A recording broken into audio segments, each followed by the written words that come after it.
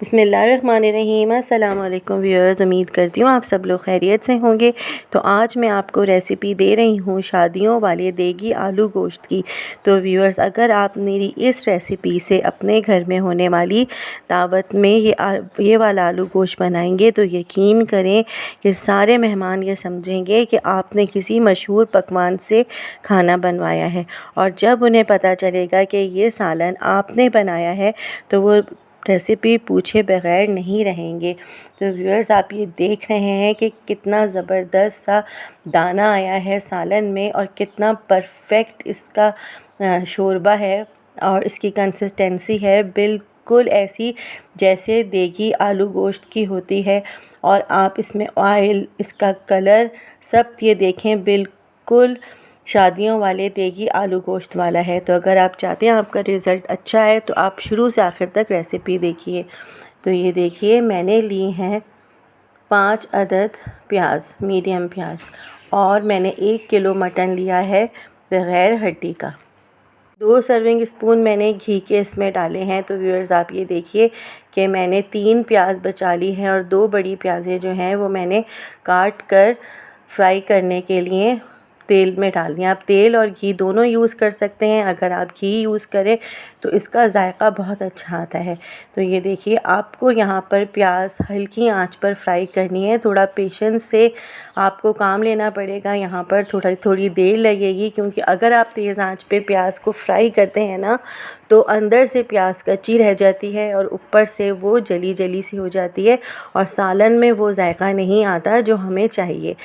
तो आपको हल्की आंच पर प्याज फ्राई करनी है। तो ये देखें, जब प्याज आप देखें कि फ्राई होने लगी है तो आप तेज़ आंच पर फिर तेज़ आंच आप करें और फिर उसके बाद आप अच्छे से चमचे की मदद से हिला हिला के प्याज को गोल्डन ब्राउन करें और एक प्याले में सारी की सारी प्याज निकाल लें।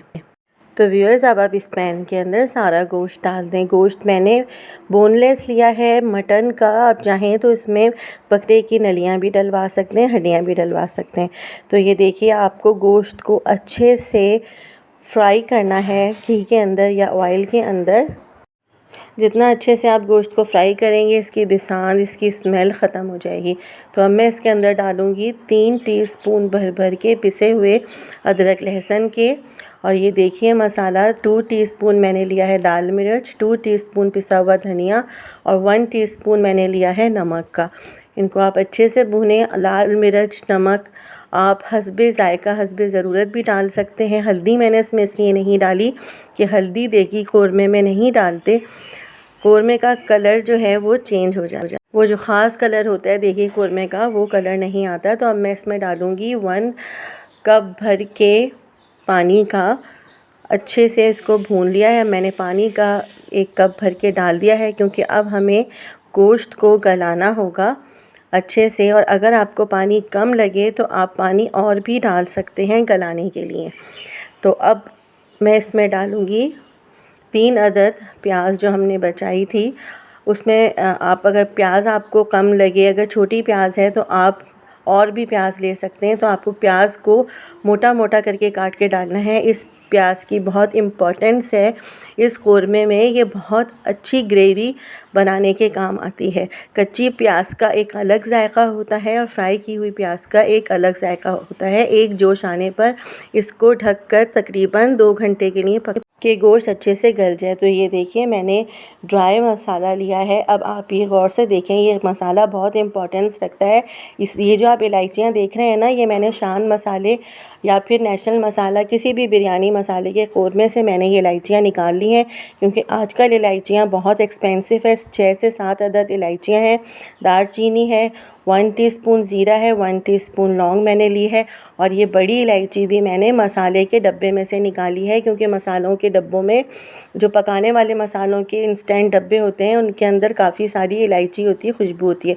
तो जायफल जवतरी का ये देखिए 1 टुकड़ा है और ये 1 चुटकी मैंने जायफल की भी ले ली है। तो आप ये गौर से मसालों को देख लें, ये बहुत इम्पोर्टेंस रखते हैं क़ोरमे में। ये मैंने लिया है आधा किलो दही, फुल क्रीम मैंने दही लिया है। और ये है प्याज जो हमने निकाली थी ना फ्राई करके, ये वो वाली प्याज है। तो आप ये सारी चीज़ों को देख लें। इसमें मैं कुंडली में सारे मसाले कूटूंगी अच्छे से। और अब ये देखें, आप प्याज को दही के अंदर मिक्स कर दें। अगर ये चूरा हो जाती है तो बहुत अच्छी बात है, और अगर नहीं होती तो आपको इसको ब्लेंडर में पीसना है और मैश करना है अच्छे से प्याज को, क्योंकि प्याज अगर कुरकुरी होती है ना तो अच्छे से दही के अंदर मिक्स हो जाती है। उसको पीसने की ज़रूरत नहीं पड़ती, लेकिन अगर ज़रूरत पड़े तो आप इसको ब्लेंड भी कर सकते हैं। अब इन सारे मसालों को आपको कूटना है। तो ये देखिए, मैंने इसके अंदर एक बादियान का फूल भी डाला है, और ये देखिए इसमें बस मैंने 2 से 3 चुटकी ली है काली मिर्च की, और बस मैंने एक बादियान का फूल और ऐड किया है इसके अंदर खुशबू के लिए कौरमे के अंदर। तो इस मसाले को आपको कूटना है इतना कि ये दरदरा हो जाए। इसको ज़्यादा बारीक नहीं करेंगे और ना ही हम इसको ज़्यादा मोटा रहने देंगे, इसको हम दरदरा कूट लेंगे।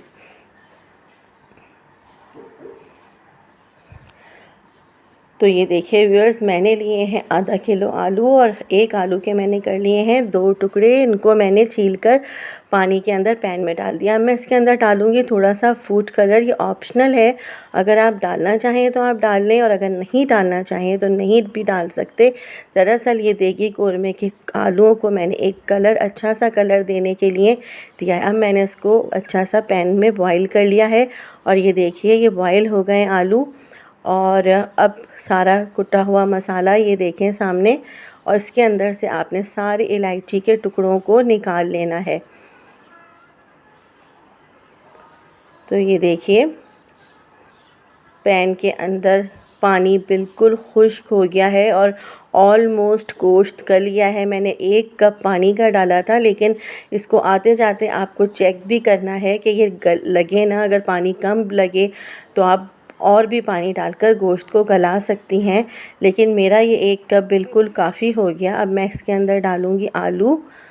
तो ये देखिए कितना अच्छा आलूओं का कलर आ गया। आलूओं को आपने हाफ़ कुक करना है, यानी मैंने इसको हाफ़ बॉईल किया है, ज़्यादा मैंने इसको बॉईल नहीं किया।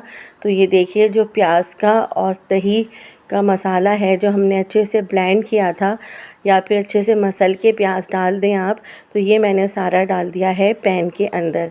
और अब बारी आई है इस कुटे हुए मसाले, दरदरे मसाले की, जो बहुत ही इम्पोर्टेंस रखता है देगी कौरमे में या देगी आलू गोश्त में।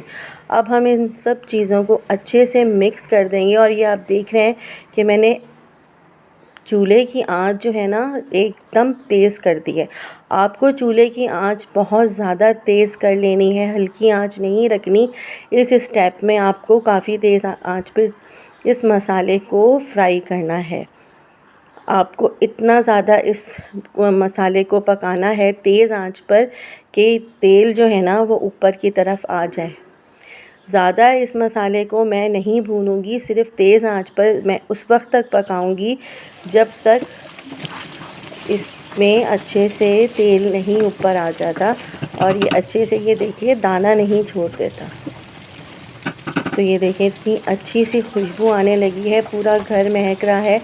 और इसकी देखें शक्ल बिल्कुल देगी कौरमे जैसी होती चली जा रही है। साइडों पर से मसाला छुड़ाते हुए आप चमचा चलाते हुए मसाला हल्के से भूनें। तो ये देखिए अब मैंने फ़ौरन जैसे ही ऑयल आया ना ऊपर, मैंने फ़ौरन इसके अंदर हाफ़ कप पानी डाल दिया, जो हम शोरबे के लिए भी डालेंगे और उस वजह से भी डालेंगे कि आलू भी अच्छे से गल जाए, और अगर गोश्त के अंदर थोड़ी बहुत कसर है तो वो भी अच्छे से पूरी हो जाए। तो अब मैंने इसको ढक के तकरीबन 15 मिनट के लिए और बनाया है। बिल्कुल हल्की आंच पे देखिए मैंने इसको ढककर पकाया था।